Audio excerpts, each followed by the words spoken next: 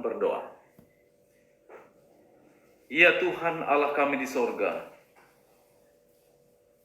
kami bersyukur kepadamu oleh karena kesempatan yang baik Engkau masih berikan bagi kami, sehingga malam ini kami boleh bersama-sama lagi untuk merenungkan firman.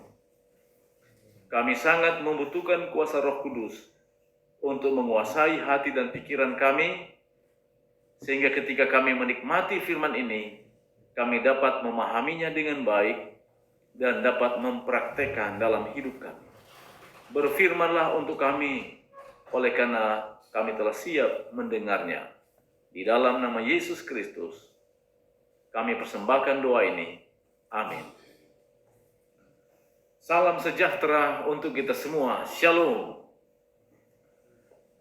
Tentu pertama-tama saya mau mengucapkan banyak terima kasih kepada Tuhan, karena saya percaya ini semua atas izin Tuhan, sehingga secara pribadi kami boleh melayani untuk umat-umat Tuhan yang ada di Jemaat Bintaro dalam rangkaian Pekan Doa Penata Layanan. Dan terima kasih kepada hamba Tuhan, Gembala Jemaat, kepada ketua-ketua jemaat, kepada seluruh majelis dan seluruh anggota jemaat. Dan teristimewa sahabat kami, Ibu Ina, di mana beliau telah menghubungi kami untuk mengambil bagian dalam pelayanan untuk seri Pekan Doa Penata Layanan Jemaat Bintaro. Jadi terima kasih banyak. Kami boleh mendapat kesempatan baik dalam mengambil bagian untuk pelayanan ini. Dan tentu ini semua menjadi kemuliaan bagi nama Tuhan saja. Baik, malam ini kita sudah ada pada malam yang kedua dalam rangkaian Pekan Doa Penata Layanan. Dan malam ini judul pembahasan kita adalah meningkatkan kehidupan rohani ibadah pribadi. Kita akan lihat bagaimana pentingnya kehidupan pribadi rohani itu harus menjadi bagian saudara dan saya sebagai umat-umat Tuhan yang hidup di akhir zaman ini. Saudaraku yang kekasih, kehidupan renungan pribadi seseorang seringkali terlewatkan dan diburu-buru oleh karena kesibukan hidup dan lain sebagainya. Hal ini seringkali tampak kurang penting, terutama di tengah kesibukan jadwal sehari-hari yang sangat padat. Komitmen terhadap ibadah dapat berkurang pada saat-saat mendesak atau ketika kita dalam berbagai macam tekanan dan stres. Ibadah dapat dengan mudah masuk ke bagian belakang daftar prioritas seseorang. Saudaraku yang kekasih, oleh sebab itu, pada malam ini tentu kita akan lihat bagaimana kehidupan dari Daniel mewakili komitmen radikal terhadap ibadah. Daniel berdiri sebagai contoh dan inspirasi tentunya bagi kita. Saudara-saudara, kita lihat hubungan kehidupan rohani pribadi dengan kitab Daniel. Dapatkah kitab Daniel memberikan pengaruh praktis dalam kehidupan kita saat ini? Apakah kitab Daniel relevan dengan kehidupan abad ke-21? Jawabannya ditemukan dalam kata-kata Yesus dalam Matius pasal 24 ayat 15. Mari kita lihat apa yang firman Tuhan katakan. Jadi, apabila kamu melihat pembinasa keji berdiri di tempat kudus, menurut firman yang disampaikan oleh Nabi Daniel, para pembaca hendaklah memperhatikannya. Saudara-saudara, ada firman yang diberikan oleh Allah kepada Daniel. Dan ketika saudara dan saya sebagai pembaca dan telah melihat akan kebenaran firman ini, maka firman Tuhan katakan, kita sebagai pembaca firman harus memperhatikannya dengan baik. Saudara-saudara, mari kita lihat gagasan yang ditemukan dalam dukungan Yesus terhadap kitab Daniel. Yang pertama, Daniel adalah seorang nabi yang diilhami dan implikasinya adalah kitab Daniel dapat dipercaya. Kemudian yang kedua, kitab Daniel hendaknya dibaca dan dipelajari. Jadi, bagaimana kita akan memahami dengan baik akan kebenaran firman Tuhan yang ada di dalam kitab Daniel, sementara kita enggan untuk membaca kitab ini, apalagi mempelajarinya. Kemudian kitab Daniel pada akhirnya dapat dipahami dengan baik apabila saudara dan saya senang untuk membaca dan mempelajari tentunya. Kemudian nubuatan dalam kitab Daniel akan digenapi. Jadi tidak ada tulisan yang ada di dalam kitab Daniel yang sifatnya nubuatan lalu tidak akan digenapi. Dan yang terakhir, kitab Daniel adalah relevan dan praktis untuk kehidupan akhir zaman. Jadi inilah yang disampaikan oleh Leslie Harding dalam bukunya yang berjudul Jesus is my Judge, halaman 1. Saudaraku yang kekasih, Yesus menyatakan bahwa kitab Daniel relevan dengan kehidupan akhir zaman di abad ke-21. Daniel secara harafiah berarti Allah adalah hakimku. Laodikia, gereja Tuhan pada akhir zaman, berarti umat yang dihakimi. Daniel adalah tipe umat Tuhan yang akan hidup pada masa penghakiman. Tetapi sebelum kedatangan Yesus yang kedua kali tentunya. Kitab Daniel mempunyai dua genre utama. Yang pertama cerita dan yang kedua adalah nubuatan. Ada 8 cerita yang kita boleh lihat di dalam buku Daniel. Dan 6 cerita menggambarkan karakteristik yang harus kita tiru ketika nubuatan sedang digenapi. Dan 2 cerita menggambarkan karakteristik yang harus kita hindari ketika nubuatan sedang digenapi. Ini lanjutan dari Leslie Harding dalam buku Jesus is my Judge, halaman 6. Saudara-saudara, mari kita lihat apa pelajaran dari Daniel pasal 6. Dalam pasal ini, Daniel kini sudah tua, sudah memasuki usia 80-an tahun. Namun dia menghadapi salah satu tantangan terbesar dalam hidupnya. Mirip dengan tema dalam Daniel pasal 3. Ibadah kembali menjadi isu utama. Daniel tidak hadir pada ujian di dataran Dura di pasal 3. Dan pasal 6 menghilangkan pertanyaan tentang kesetiaannya kepada Tuhan. Ada persamaan yang mencolok antara Daniel pasal 3, Daniel pasal 6, dan tanda binatang itu. Kita lihat. Pertama, penganiayaan karena menaati hukum Tuhan.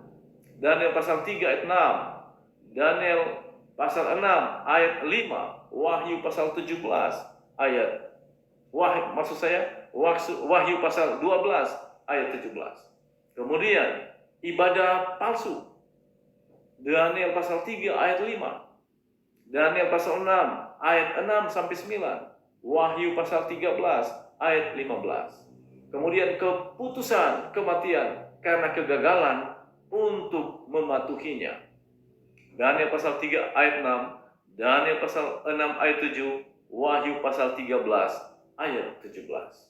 Dan kita lihat penyelamatan orang-orang benar melalui campur tangan Allah. Daniel pasal 3 ayat 25 sampai 28, Daniel pasal 6 ayat 19 sampai dengan ayat 23, dan Wahyu pasal 19 ayat 11. Kisah Daniel dan lubang singa mempunyai tema yang sama dengan kisah Sadrak, Mesak, dan Abednego di dalam tungku api yang menyala-nyala. Dan kedua pasal ini sejajar dengan isu penyembahan binatang di akhir zaman dalam kitab Wahyu. Saudaraku yang kekasih, sebuah keputusan dibuat bahwa siapapun yang memuja ilah lain selain raja selama 30 hari akan dilemparkan ke lubang singa. Saudara, merupakan satu tantangan yang sangat serius, dan ini tentu menyangkut hidup dan mati. Apa yang Daniel harus buat dengan situasi yang sangat sulit ini? Daniel tahu bahwa membuka jendela dan berdoa kepada Tuhan pada pagi hari itu berarti kematiannya tiba. Namun luar biasa kehidupan dari Daniel ini.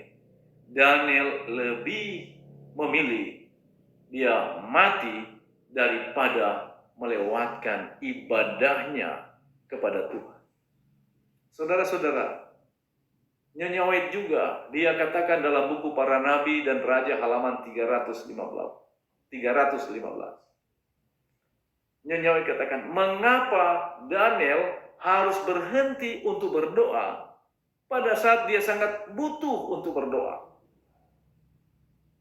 Dan Nyonya White lanjutkan, lebih baik Daniel kehilangan nyawanya, lebih baik Daniel mati daripada Daniel akan hilang kesempatan di mana dia memperoleh pertolongan dari Tuhan.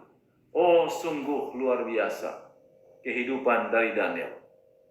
Dia lebih memilih kehilangan nyawa daripada dia kehilangan hubungan yang begitu dekat dengan Tuhan, sehingga dia kehilangan untuk mendapatkan pertolongan Allah. Saudaraku yang kekasih, teladan Daniel meninggalkan warisan prinsip-prinsip praktis dalam kehidupan renungan ibadah seseorang. Pertama, kita lihat tingkat komitmen Daniel sangat tegas. Renungan adalah prioritas tertinggi untuk hari-harinya kehidupan Daniel. Kemudian segala sesuatu yang lain bersifat sekunder.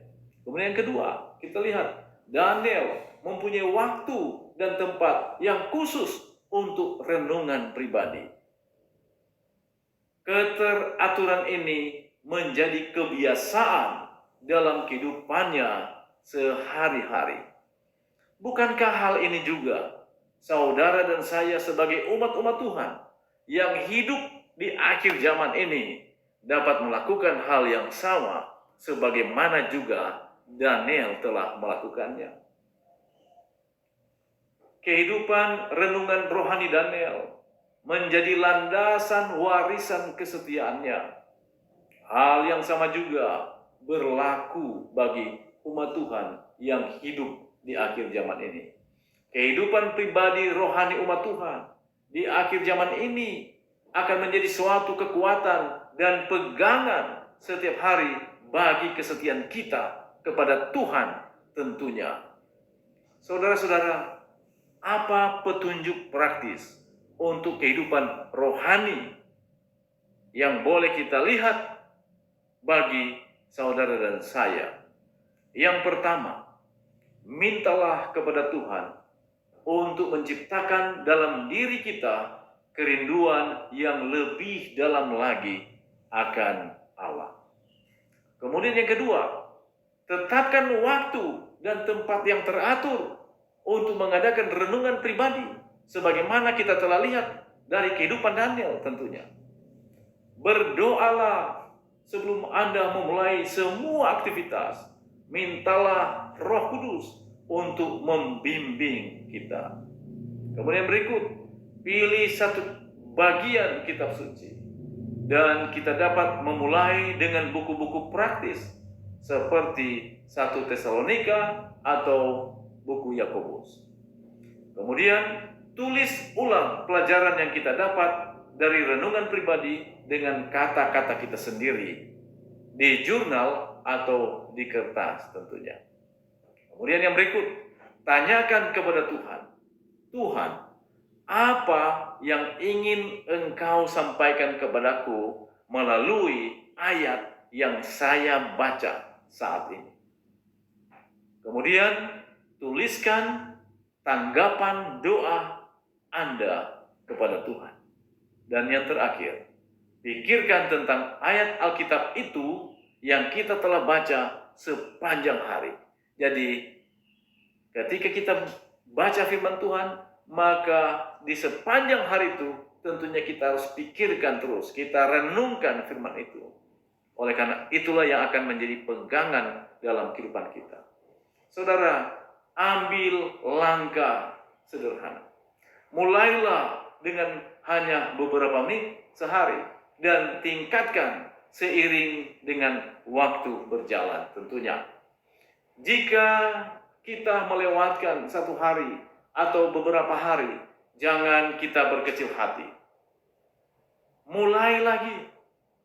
Ini bukan tentang rekam jejak, tetapi tentang proses perjalanan. Berdoalah agar Tuhan menciptakan dalam diri kita kerinduan yang lebih dalam lagi untuk terus berhubungan dengan Dia tentunya. Saudaraku yang kekasih, apakah saya diselamatkan oleh kehidupan rohani? Alkitab dengan jelas menyatakan bahwa kita diselamatkan oleh kasih karunia melalui iman kepada Yesus Kristus saja. Tentunya menjadi seorang Kristen adalah satu hal, namun bertumbuh di dalam Kristus, menjaga hubungan kita dengan Dia adalah hal yang sangat-sangat penting. Seperti yang Yesus katakan, ini adalah hubungan pokok anggur dengan ranting. Ibadah menjaga hubungan kita dengan Tuhan sebagai sumber kekuatan kita. Menerima Yesus sebagai juru selamat pribadi membuat kita hidup di dalam Kristus. Kehidupan ibadah rohani kita membuat kita tetap hidup di dalam Kristus dengan menghubungkan kita dengan sumber kekuatan itu. Sekarang, bagaimana jika saya melewatkan ibadah renungan pribadi itu? Seperti halnya kebiasaan apapun itu, pada awalnya mungkin sulit untuk membangun kebiasaan baru dalam ibadah kita sehari-hari. Dan jika kita tidak sengaja melewatkannya, jangan saudara kita menyerah. Alkitab mengatakan bahwa orang benar selalu bangkit kembali. Amsal pasal 24 ayat 16. Mintalah Tuhan untuk memberi kita kekuatan. Dia akan membantu kita karena Dia tidak menginginkan apapun selain menghabiskan waktu bersama-sama dengan Dia tentunya setiap hari. Dan sekarang mari kita lihat bagaimana waktu yang berkualitas itu. Hubungan dibangun berdasarkan waktu berkualitas yang dihabiskan bersama. Pikirkan tentang orang-orang yang sedang berkencan. Waktu bersama adalah hal yang dicari dan dijadikan prioritas tinggi. Faktanya, pasangan yang tidak menghabiskan waktu bersama akan tumbuh terpisah dan menjadi jauh di antara satu dengan yang lain. Perbedaan antara teman dan kenalan berkaitan erat dengan jumlah waktu sukarela yang kita habiskan bersama individu tersebut. Saudara, jika kita serius dengan hubungan kita akan dengan sengaja mengambil waktu dan kita akan dengan sengaja menghabiskan waktu bersama. Waktu bersama memberikan kesempatan untuk berbagi pengalaman, mengadakan percakapan, dan membangun kenangan. Hubungan kita dengan Tuhan juga dibangun dengan waktu. Itu sebabnya saudara-saudara, apapun kesibukan kita, apapun kesibukan saudara, kita harus siapkan waktu khusus di mana kita akan selalu bersama-sama dengan Dia dalam waktu yang berkualitas tentunya. Tuhan menganggap waktu sebagai faktor penting dalam hubungan kita dengan Dia, sehingga Dia menetapkan hari Sabat segera setelah penciptaan manusia. Hari Sabat adalah siklus yang berulang yang menjadikan hubungan kita dengan Tuhan sebagai prioritas dalam minggu kita. Renungan kita sehari-hari adalah siklus yang berulang yang menjadikan hubungan kita dengan Tuhan sebagai prioritas hari kita. Hubungan kita dengan Tuhan mungkin sulit untuk didefinisikan. Hal ini dapat dipikirkan secara samar-samar, namun gagasan tentang waktu dan hubungan menempatkan hubungan kita dengan Tuhan dalam bentuk yang nyata. Dengan kata lain, tidak ada waktu bersama Tuhan, tidak ada hubungan dengan Tuhan. Ini adalah kenyataan yang mengejutkan untuk direnungkan. Namun Tuhan selalu menantikan untuk meluangkan waktu bersama kita dan akan menerima kita terlepas dari rekam jejak kita. Saudara-saudara, kita lihat pertanyaan refleksi pribadi. Dan tentu masing-masing kita dapat menjawab itu secara pribadi. Yang pertama, bagaimana kehidupan ibadah rohani saya? Kita boleh jawab itu dalam hati kita tentu. Kapankah saat-saat terakhir di mana renungan saya lakukan secara konsisten? Apakah renungan secara pribadi itu masih ada? Atau oleh karena kesibukan kita melupakan waktu-waktu yang sangat indah itu untuk bersama dengan Tuhan? Apakah kita tidak lakukan itu oleh karena kita yang tidak konsisten di dalam jejak? Kapankah Anda mengalami saat-saat kebaktian yang luar biasa itu? Apa yang membuat perbedaan? Menurut saudara, mengapa begitu sulit untuk memiliki kehidupan renungan pribadi yang konsisten? Tentu masing-masing kitalah yang mengetahui akan hal itu. Apa saja hambatan terbesar terhadap renungan pribadi itu? Jika kita tidak diselamatkan melalui perbuatan, apakah renungan dan ibadah merupakan suatu perbuatan? Dan yang terakhir, bisakah kita diselamatkan tanpa kehidupan, renungan, dan ibadah? Saudaraku yang kekasih, malam hari ini kita mendapat satu pelajaran yang sangat indah, di mana saudara dan saya diingatkan bahwa hubungan pribadi dengan Tuhan dalam ibadah untuk membangun kerohanian diri kita adalah hal yang sangat penting. Apabila di waktu-waktu yang lalu kita sempat melalaikan akan hal yang sangat penting ini, maka malam ini saudara dan saya dipanggil kembali untuk datang kepada Tuhan.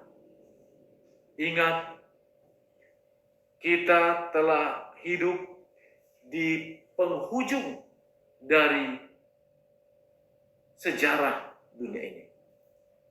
Kita telah berada di era akhir zaman, di mana kedatangan Yesus Kristus sudah semakin dekat. Oleh sebab itu, biarlah waktu-waktu yang sangat penting, di mana secara pribadi saudara dan saya akan ada di dalam ibadah-ibadah untuk membangun kerohanian. Biarlah kiranya itu kembali kita hidupkan dalam kehidupan kita apabila telah sempat kita lalaikan. Malam ini kita telah diingatkan untuk kebenaran firman Tuhan. Mari saudara dan saya melakukan apa yang telah dicontohkan oleh Daniel. Ada tantangan yang sangat serius. Dia tidak peduli dengan nyawanya sendiri. Oleh karena dia mau merasakan kuasa yang begitu kuat dari Allah Bapa di surga. Dia mau merasakan bagaimana kehidupan ketika dia ada dengan Tuhan. Ada jaminan hidup kekal. Hal yang sama juga tentu Sadrak, Mesak, dan Abednego. Walaupun dapur api yang panasnya 7 kali lipat, tidak ada rasa takut sama sekali dari hamba-hamba Tuhan yang setia ini. Kenapa sampai semuanya ini boleh terjadi dalam hidup mereka? Saudara, tidak ada jawaban lain selain hubungan yang sangat intim dengan Tuhan, yang terus terjalin dalam kehidupan mereka dari waktu ke waktu dan tidak pernah berhenti. Biarlah kiranya renungan firman Tuhan yang boleh kita nikmati malam ini benar-benar menjadi kekuatan untuk kita semua. Tuhan berkati kita semua. Saya bawa dalam nama Yesus. Amin.